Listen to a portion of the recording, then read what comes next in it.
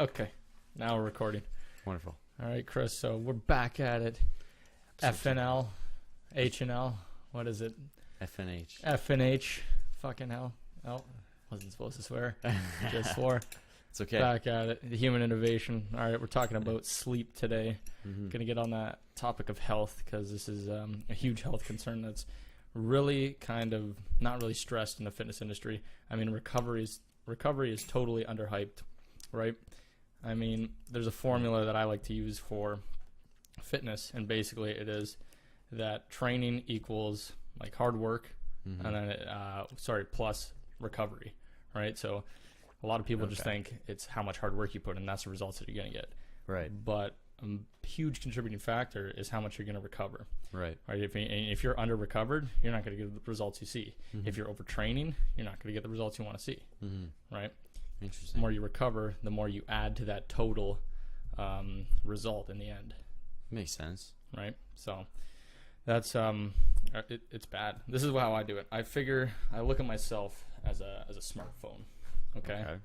So let's look at a smartphone. When the battery gets low, like what happens? First of all, your phone notifies you and say, "Hey, battery's about 15%. Do you want to go into ultra saving mode?" Right?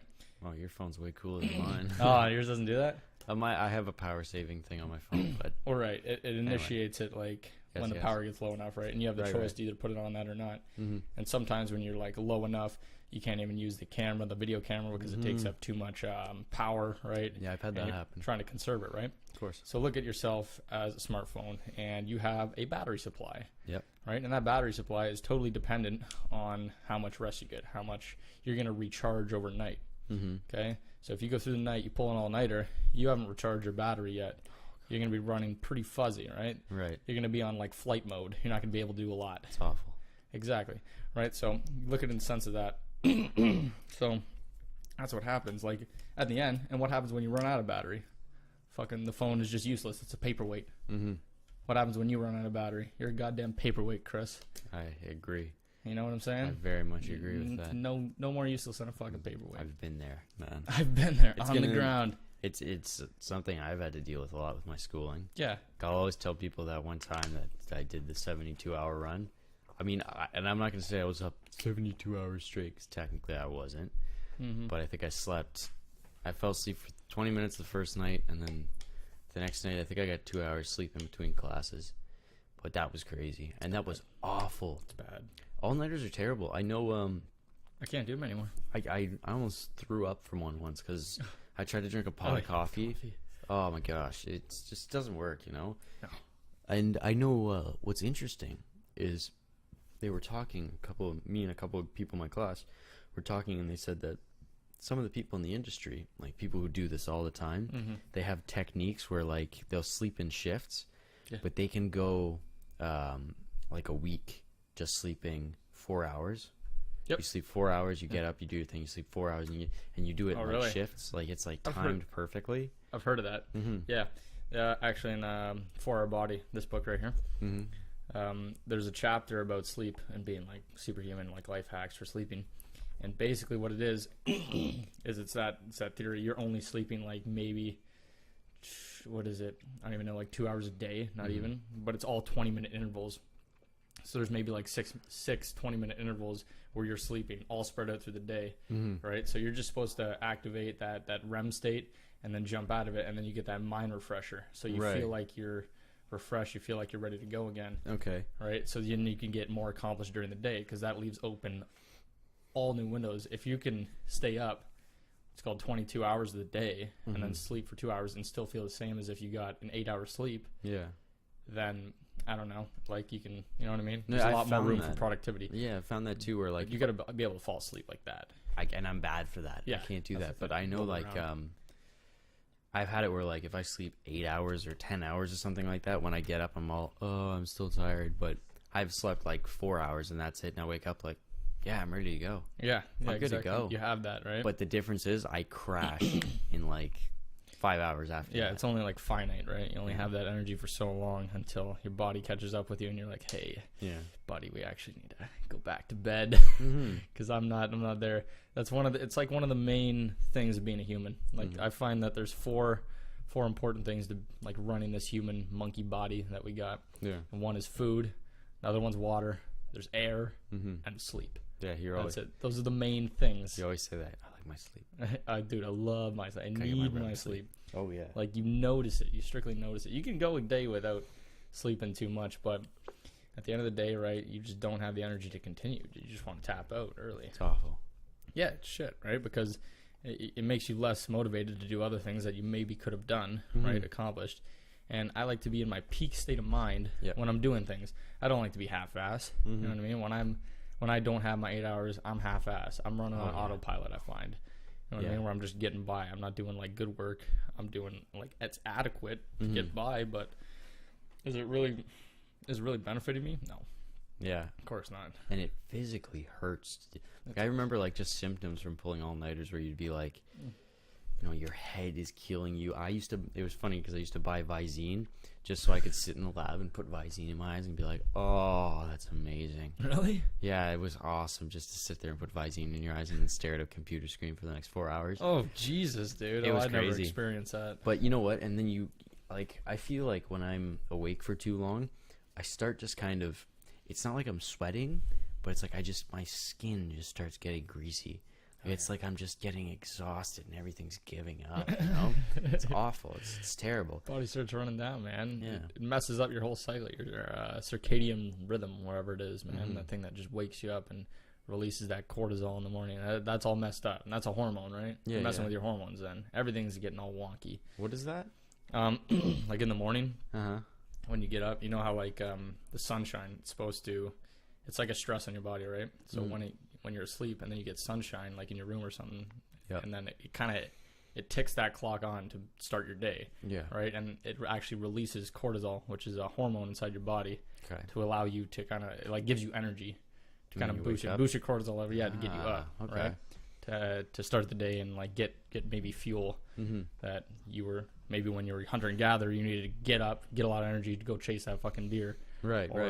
You know, you can get food to keep on going, to have more energy throughout the day. Yeah. Right. So, I mean, that's why, like and it's also good to have not a lot of sensory input in your room when you're sleeping, when it's like dark, right? During that time, because the more sensory input you have in your room, and the more you're gonna have a disruptful sleep.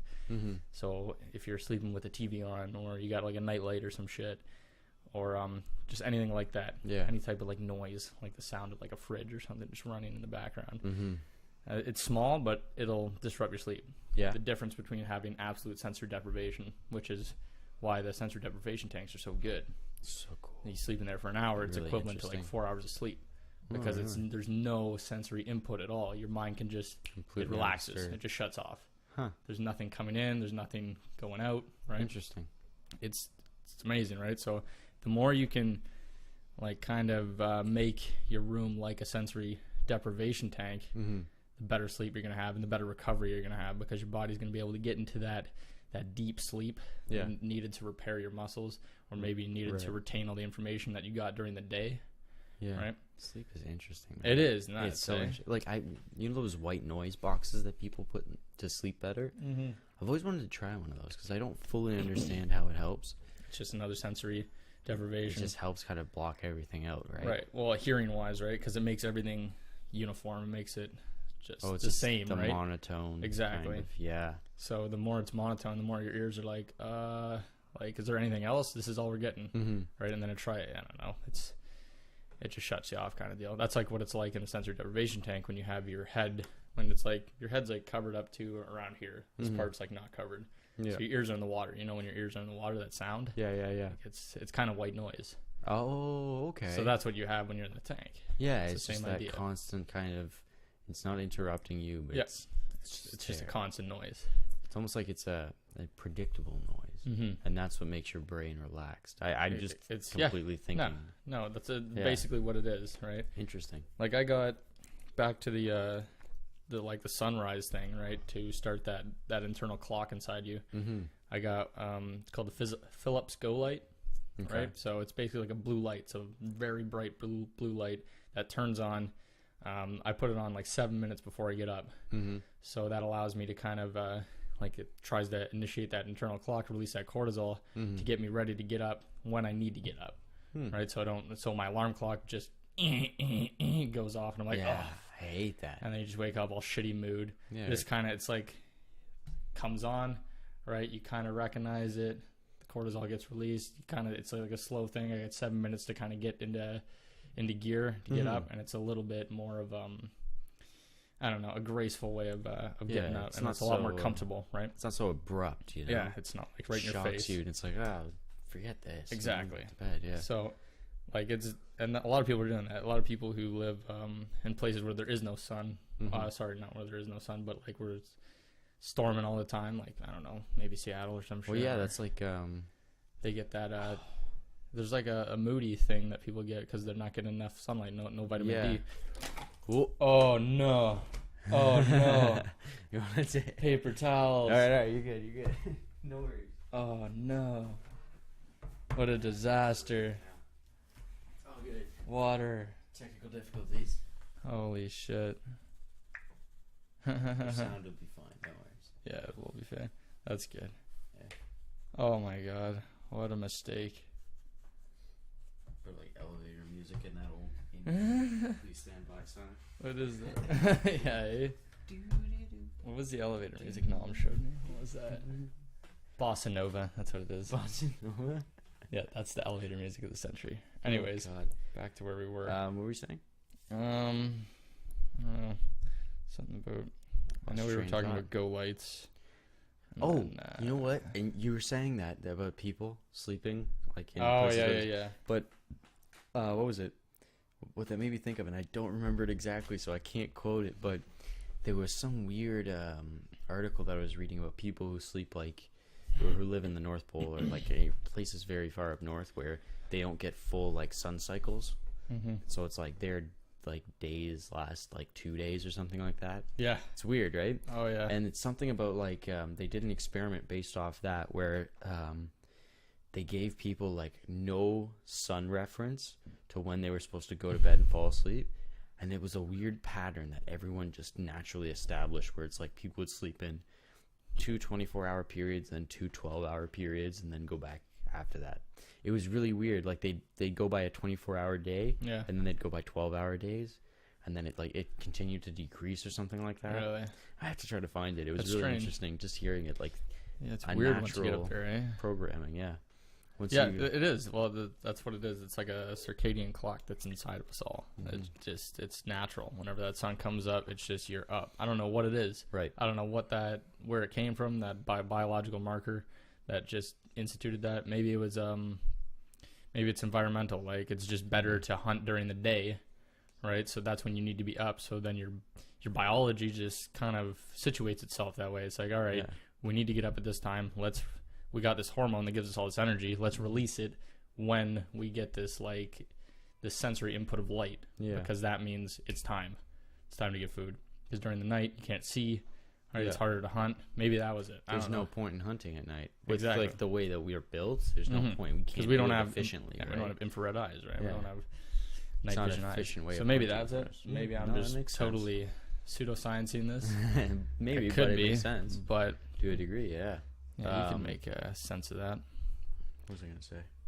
I don't know. What I always thought was cool is when I used to work late shifts and that, and I'm sure you've done this too, or just staying up late and you're driving around on your way home. There's this cool feeling of just like, wow, everyone around us right now is just doing the same thing. Everyone is sleeping. It's sleeping. That much. It's such a uniting thing that we all do. Strange. Like it's so. I don't know how to. I know we all just do it without even thinking about it. Yeah. It's we all just decide to shut off at interesting certain times of the day for a certain amount of times. It's just let's imagine not having to sleep though. You go crazy. I've read some weird stuff about it. Yeah. You would die if there was no such thing as sleep. I don't know what it is, man. It's just that thing. It's supposed to release there was like a positive thing with it. It's like flushes toxins out of your brain or something like that. Stuff that could build up that cause like dementia and stuff like that, or Alzheimer's. Yeah. Yeah, it's supposed to flush like these bad things out of there. It's like a detox method every time you shut off. It's strange. I forgot it. There was an article on it, but I don't believe I have it. Yeah. But you know what? It also has more benefits, like sleeping. Like going back to that recovery thing, when you're you could be overtraining or just under recovered. Yep. It can actually, like, the more you sleep, there could just be times where you're trying to maybe hit like a mass that you want to get. You want to get like heavier, right? And maybe the one thing that you're doing wrong is you're just not sleeping enough. So you're not sleeping enough to get that full muscle recovery. So you're not gaining what you need to gain. Okay. Right. So that could be a difference just of 7 hours to 9 hours of sleep. Right. Right. So if you're getting 7 hours and you're doing your same training thing, try sleeping longer. You may get your goal that you need. Same with weight loss. That is a huge factor. It can also help you lose weight. Once again, increase the repair of the muscle fibers and all that stuff. Makes you bigger. Yeah. Right. Improve your bodily functions. Right. So your body will just work better. Everything's kind of had a chance to recharge overnight. Right. It's a complete rest for your muscles, right? It's just it's kind of like a refresh mode that you just go into. Brain works better. Everything just works better, man. Yeah. Right. So, and then I had some things, like, this is all coming off of my website. I got a little blog piece on it. But so yeah, some things you can do to aid your sleep if you need it. Like what? Like I do right now, on training days, I'll take Epsom salt baths before bedtime. Awesome. Yeah, they're so nice.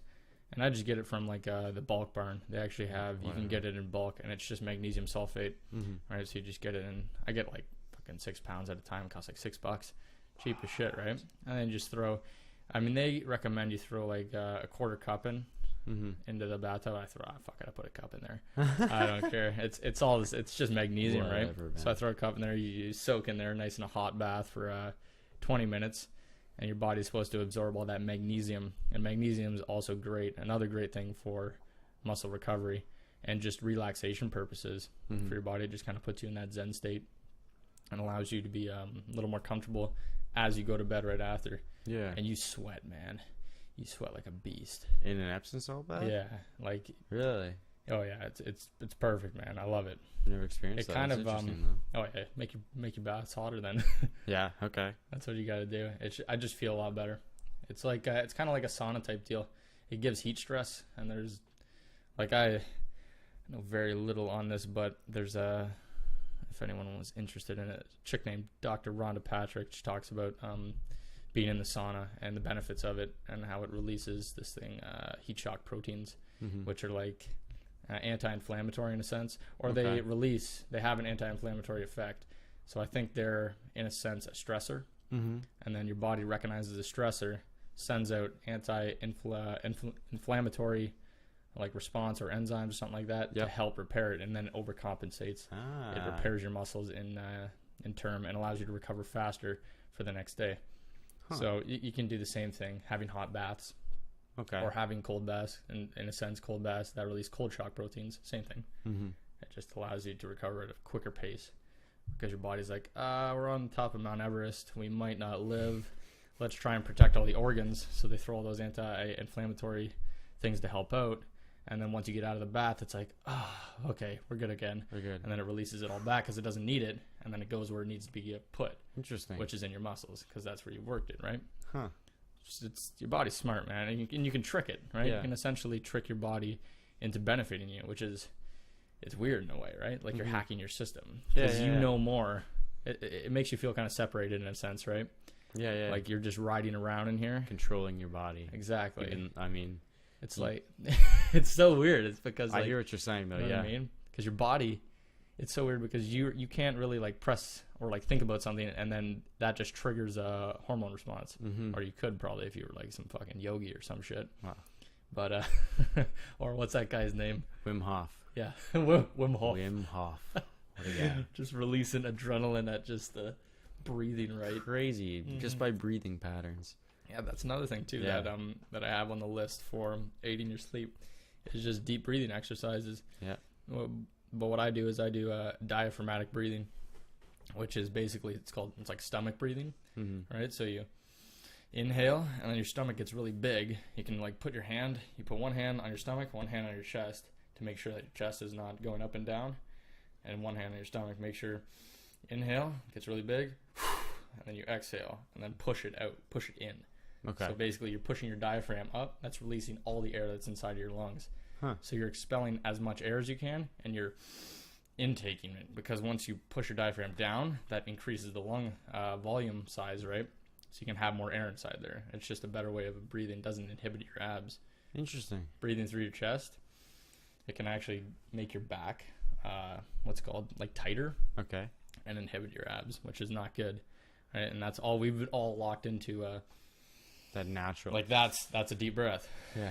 And then your chest pumps up, but that's the wrong way to breathe. Huh. You're trying to, like they talk about it in yoga, about diaphragmatically breathing when you're going through the poses. But it's so hard. You can strengthen your core like crazy if that's all you do. Yeah. Because that's like a muscle. The diaphragm's a muscle, right? So the more you work your diaphragm, the stronger your core is going to be. That's awesome. It's the foundation of core building. I remember you saying something about that. What were those called? The cat barfs or whatever. Yeah. Oh yeah. Cat barfs. Cat puke, something like that. Yeah, that's all it is. You just go like a cat on all fours. Yeah. And then you just do the stomach breathing. Push it in, breathe it out. Yeah. It's good. And it actually, where was it? It releases, hold on, I got the thing right here. I think it's like a parasympathetic response or some shit like that. If anyone wants to check that out, Wim Hof on his breathing techniques. They have a great documentary on Vice about him. Him and his that was very interesting. Breathing techniques and his being able to survive in extreme colds. Nuts. Just extreme stresses on his body. So he's amazing. It's crazy because you see those guys running around Mount Everest in like shorts, and you think like, oh, they just got some weird biological thing going on with them. But all he does is breathing techniques. Well, we all can do that, which is crazy. He's taught people to do it. It's really cool. It's just time. How much time you put into it. Okay, so here we are. Yeah. Diaphragmatic breathing, also known as abdominal breathing, belly breathing, or deep breathing. It's done by contracting your diaphragm, a muscle located horizontally between your chest cavity and your stomach cavity. Air enters the lungs and belly expands during this type of breathing. Chest breathing can cause your breath to be very shallow, right? So this allows it to be much deeper. And this can lead to lower back becoming tight and inhibited abs, like I said. Diaphragmatic breathing will also have an effect outside of the gym. It actually elicits a parasympathetic response where it will have a relaxation response on the soft tissue of your body, in which kickstarts the recovery process. So your parasympathetic nervous system is sometimes called the rest and digest system. It's a system that conserves energy as it slows the heart rate, increases intestinal and gland activity, relaxes sphincter muscles in the gastrointestinal tract. Huh. So is that it like kind we of should activates all be that. breathing that way, and chest breathing is just we're all getting lazy? Yeah, basically. Really? It's like bending. Yeah, it's like bending at your back or lifting with your back instead of your legs. Huh. Kind of the same deal. But yeah, that's the way you should be breathing, because you're taking more air in, right, and then you're releasing more CO2, which is what you want to do when you're at all times, right? I mean, that's just the more efficient way, especially when you're working out, Right. because the more CO2 you're holding in your body, the more like lactic acid's building up and stuff like that. Yep. And it's just not good. So you need to take in as much oxygen as you can, because your muscles need that, right? So the more you can take in, and the faster you can get it to those spots, and then release all the bad stuff, the better, more energy you're gonna really have, right? Yeah. I was always bad at that. I could never really. I always felt like I was just naturally puffing my stomach out, like it was normal. Like I was just doing it with my muscles, not actually breathing into my stomach. Oh yeah, it's different, man. It's different when you do it. It's hard. It is. It's hard to understand. You gotta like, honestly, the first way I did it was you lay down on the ground, right, and then you put one hand on the stomach, one hand on the chest, and just focus on expanding that stomach up, and then pressing it all the way in, and then breathing all the way out. It's different, but that is the foundation to building real core strength. Yeah. Right. So that's it. It all starts at breathing. Like if you really want to get into breathing, which will probably be a podcast in the near future, but That'd be really cool. Yeah. well, no, we'll save that for another time. It's an but interesting one. what else did I want to get into? Real quick. Brokeback Mountain. This is interesting real quick, because I remember seeing this and I had to bring it up. There's the world record holder for the longest amount of time scientifically documented for intentionally going without sleep, not using stimulants of any kind. 1964, a guy named Randy Gardner, 16-year-old high school student in San Diego. Guess how long he stayed awake for? Oh. 11 days and 24 minutes. Oh my god. That's insanity. He probably fucking was a zombie at the end of it. Health effects. Oh, I don't want to read this word for word, but do it. What happened to him? okay, here's blah blah blah. Probably got Who monitors out. health reported serious cognitive and behavioral changes. These include moodiness, problems with concentrating, and short-term memory, paranoia, and hallucinations. Yeah, the dude probably went insane, man. That's what happens insane. when you don't have sleep. You just go crazy. What is this? On the 11th day, when he was asked to subtract 7 repeatedly, starting with 100, he stopped at 65. When asked why he had stopped, he replied that he had forgotten what he was doing. That's insane. That's actually hilarious. Gosh. Oh, what am I doing here? Short-term memory. Yeah, man, you won't be able to retain any memories without sleep. Sleep is the main reason why you retain anything. Yeah. Right? It kind of locks it in. That's what. It's like a backup. Yeah, I mean, like you backing create up your system, right? those synapses during the day, right? If you're learning something new, and then at night, it secures it. It looks it over. It said, okay, here's the information we learned, and we're gonna store this now for data later. That doesn't happen if you don't sleep. You know what I mean? Like it's the weirdest thing for people who study and then stay up late.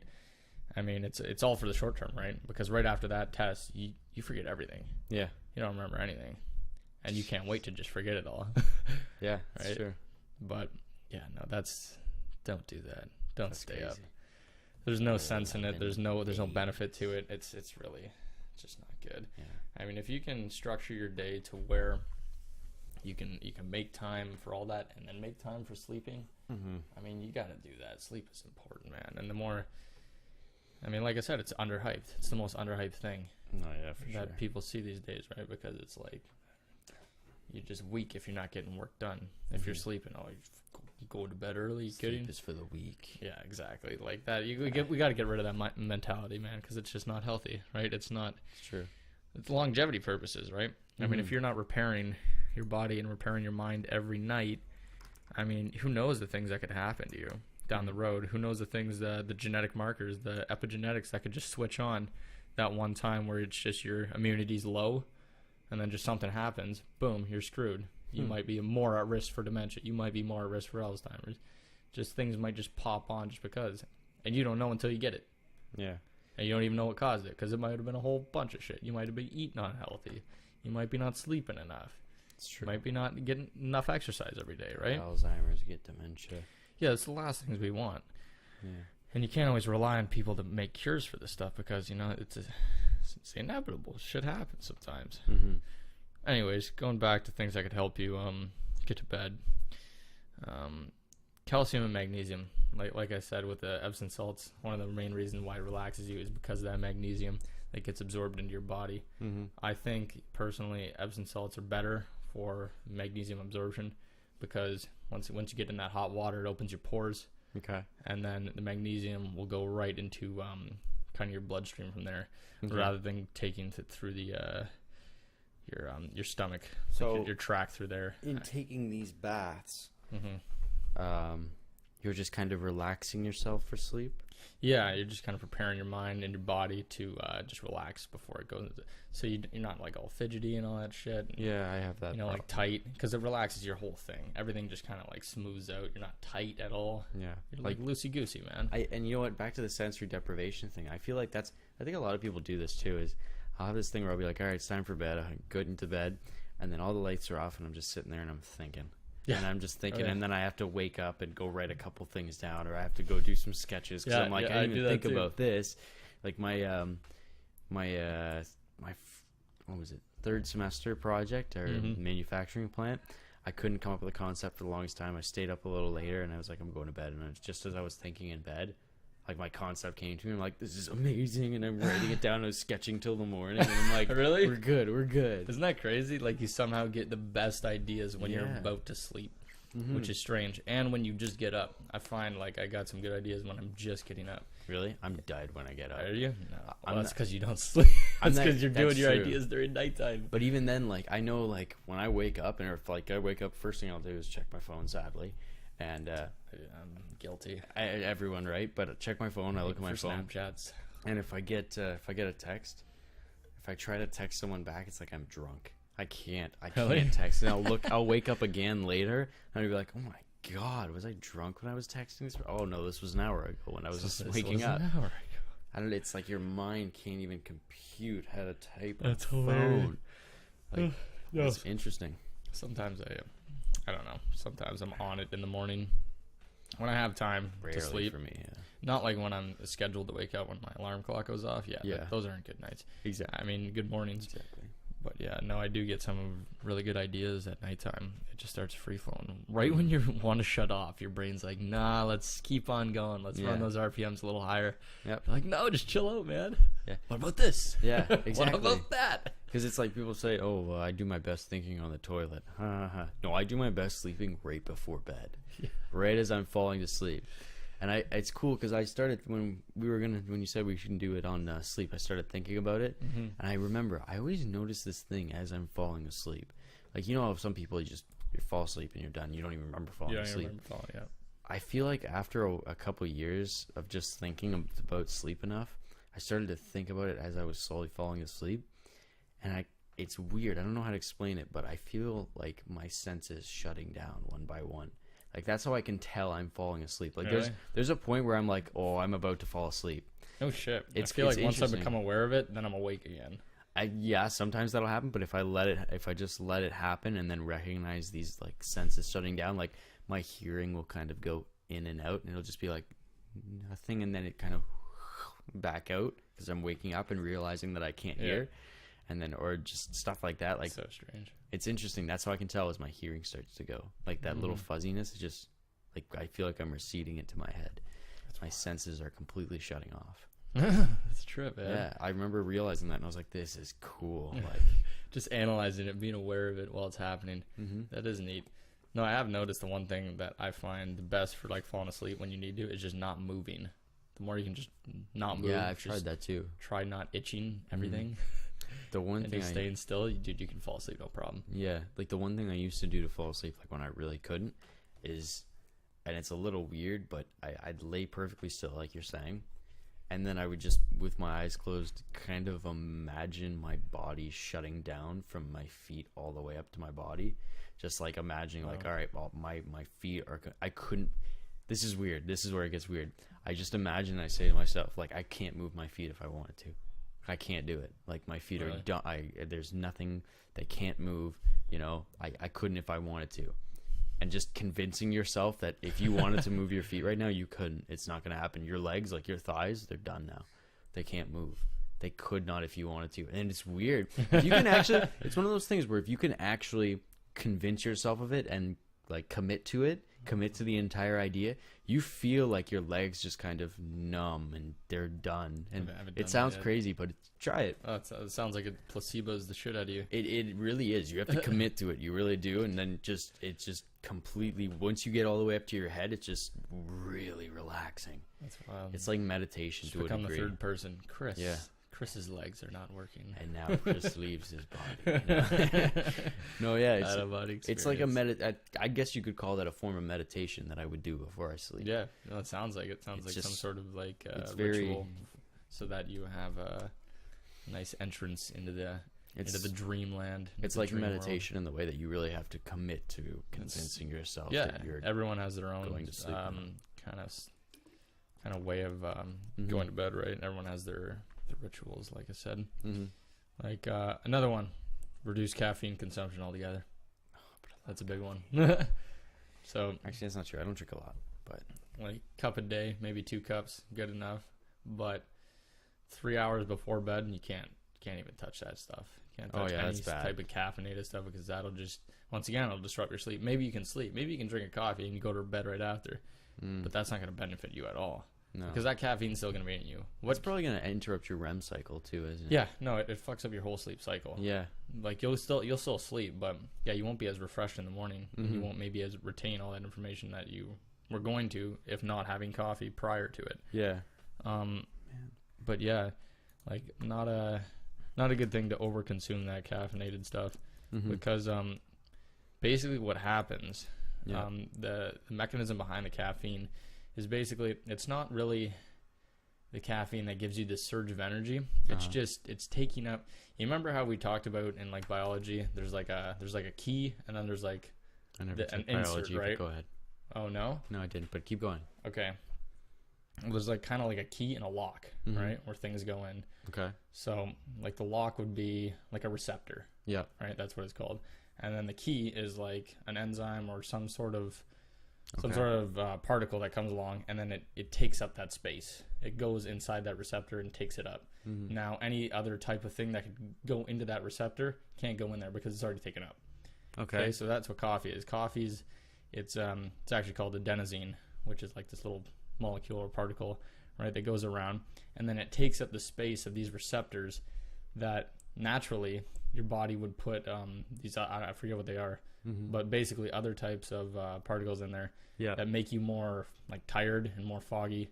And basically by the end of the day, all of those receptors should be filled up, and that's why you get kind of tired in a sense. But when you have coffee, that adenosine takes up the space, so now those other particles that maybe make you more tired can't get in there, so now they're just floating around. Right? So it occupies a receptor. So that would make sense with the crash, right? Once those caffeine or adenosines, yeah. Once the adenosine's gone, all of those particles rush to the receptors because they're already there. They're already occupying the space around it. Interesting. Right? So then bam, it's a crash. So it's not really the caffeine that's giving you this like rush. It's like cocaine where you enter something into the system and it just supercharges you. Yeah. It's like it's a different mechanism, and you don't really think about it, right? Yeah. Because we can't really see it on that molecular level, but that's what's going on. So if you're drinking coffee, that's still happening. Maybe you can sleep, but I mean, there's still those things being occupied. Drinking a glass of water before bed, also a good thing to do. Okay. Because it's just, once again, we're 60% water, right? Why not give your body what it consists of? So it's just better for lubrication processes. If your body needs to do something like digestive purposes, that helps just lube everything up. And then same with, what does your body run on? Electrical kind of impulses, right? Electrical current. Yeah. In a sense, what's a better conductor than water, right? Yeah. Everything is just more smoother. It communicates better. So stuff like that. Interesting. Obviously, you might have to still piss when, like, I don't know, midway through the night, but if you don't have a problem getting back to bed, that's no problem. And I find actually I get a better sleep after I go piss and then go back to bed. I don't know. I get more comfortable. Okay. It's like you're having two states of sleep. You're having your first state. You're going through your REM. You're going through your deep. Boom, you got to piss. So you get up, right? Interrupt that. Yeah. Go back to bed. Go through that whole cycle again, and it's kind of just like I don't know. I like it a lot better. Because I've always better sleeps when I wake up in the middle of the night. Like I've always people when you wake people up and they're sleeping, it's like, oh, why'd you have to wake me up? Like for me though, I'll go right back to bed. You wake me up, I'll go right back to bed right after that, and I'll love it. That feeling of waking up and being like, oh crap, I just wish I could go to bed. You get that, and then you're like, oh wait, I can. Yeah, I can. Awesome. And then you go back to sleep. It's the nicest thing ever. Yeah, but you can't like oversleep, or else then you'll feel like shit right. After. I know, what was it? I was reading another thing. I don't know where. I can't find it either.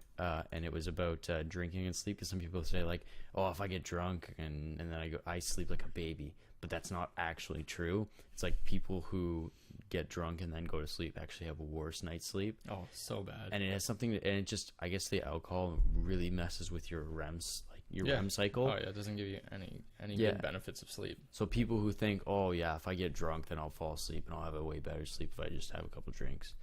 It's actually screwing with it more. Even like, I think it said even like that one beer before bed or something like that. It's not good. It feels like it's helping you get to sleep, but it it's a depressant. It's kind of bringing you back down.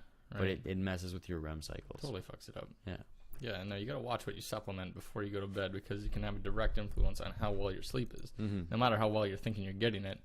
I mean, once again, you don't know on that molecular level. You can't see inside yourself. So I understand. You got to go by the science. You got to go by what's already known, and do it that way, right? Yeah. Things that have worked for other people that there's actual real studies on.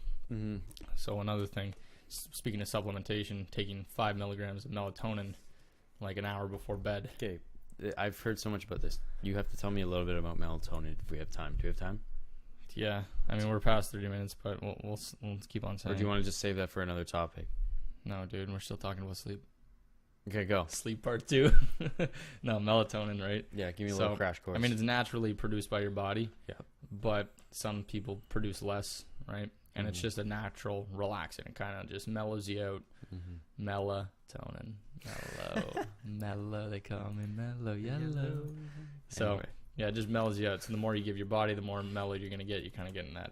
It's not like a sleep. It's not like a sleeping pill. It just kind of chills you out. Right. So you take that an hour before bed, you get in a nice chill state. So Okay. I found that's actually very good. Like I've done that, but once again, everything in moderation. Right. So right. you finish a whole cycle of those pills. Maybe you get like 30 pills for a month. Don't go on it for like at least a couple weeks, right? Try and get your body, because you don't want your body to totally rely on all that melatonin that's being supplied, right? You want it to still produce it. You don't want it to like forget about producing melatonin, because that's important. That helps you chill out at the end of the night. What about those days when you don't have melatonin? Then you're fucked. Yeah, so it's like, is there a way for us to condition ourselves to produce more without having your body just rely on the supplements? I haven't looked into that way of doing it, but I know eating turkey has an effect. I've on heard about melatonin. that. Yeah, Thanksgiving season. Yeah, I know exactly. Talk about that. How ironic that we just ate turkey. Yeah, and I'm yawning. But yeah, no, I'd have to look more into that. Kind of train your body to release melatonin at a certain time. But another thing I found works: drinking chamomile tea before bed. Okay. That's there's no caffeine in it. It's just I don't know the mechanism behind it, but it's supposed to relax you. So like it's a nighttime tea. Okay.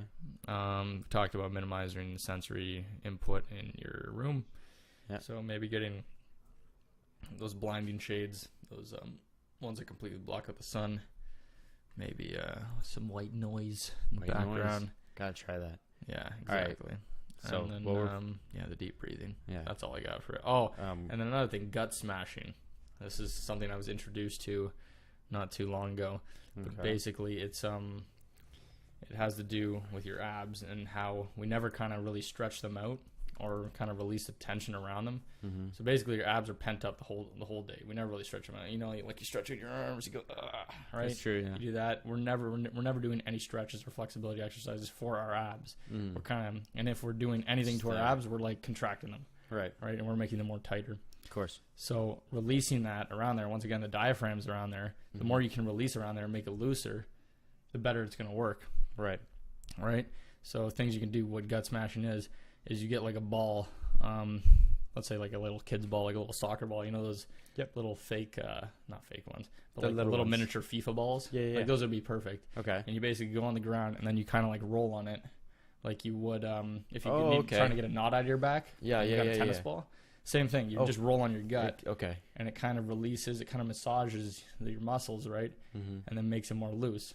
So now your breathing's a lot better. It's a lot smoother. It can open up more. Okay. Right. And once again, going back to the breathing, like we said, it has that parasympathetic response that allows you to rest and recover better. Right. Okay. So that allows you just to kind of get into that state when you're going to go sleeping. So doing gut smashing maybe 30 minutes before you go to sleep allows for better sleep altogether. Okay. Now you can go hardcore and get a kettlebell and have the handle, and then you gut smash on the handle. Wow. Okay. Yeah. How would you roll on it though? Because the handle's just kind of. Yeah. No, you don't. You're not gonna be like rolling. You kind of like sit in spots, and then you kind of just hold it for a bit. Oh, okay. And then breathe into it, and then you go to certain areas. You're trying to activate that. I see. Right. Okay, that makes it's kind of sense. like stretching. You're supposed to breathe into the stretch to get deeper into it. Right. And then as you come out of it, of course, you breathe out. But you were gonna say something. I was gonna interrupting you. Well, we're over 30 minutes, but yeah, we're like at 45 right so now. then let's do this. What are going to be 45 is fine. The human improvements for the week? Improvements, right. Okay, like we were talking about. I think it'd be good, since you are busy, and I know you can't obviously commit to getting 8 hours every day. That's going to be hard, I'll be honest. That's extremely hard, yeah. Unless you're totally on a schedule and you have like maybe a full-time job. For me. No, right, exactly. You're all over the place. Yeah. Assignments, tests. So we're going to just try. We're going to try maybe 3 days a week out of the week where you're getting 8 hours, where you're logging that, right? Okay. Tracking it, I'm going to just trust you. I'll do it.